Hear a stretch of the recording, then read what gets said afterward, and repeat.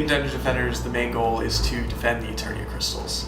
While you can set up defenses during the build or combat phase, the build phase is your chance to analyze the map's layout and plan your defenses without facing an onslaught of enemies.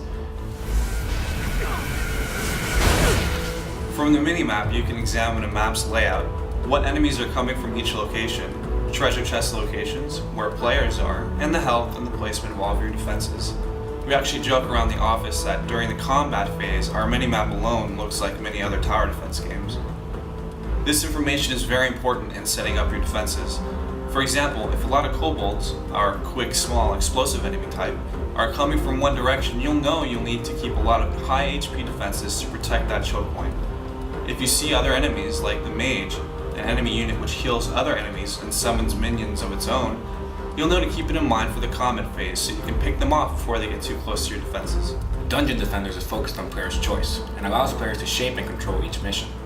You can place defenses wherever you want and even choose their orientation.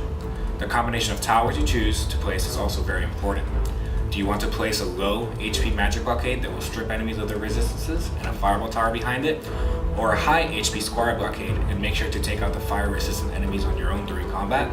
There are so many different ways to defend each map. We're constantly surprised with the creative setups that our testers themselves have used to complete each mission.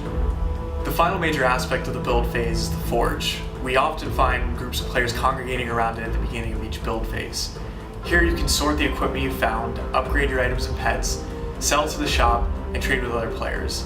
You can even swap between heroes and create new heroes on the fly. When players are ready to enter the combat phase, they can go up to the Eternia Crystal and activate it to start a countdown timer. Once all of the players have readied up, it'll flip over to the combat phase.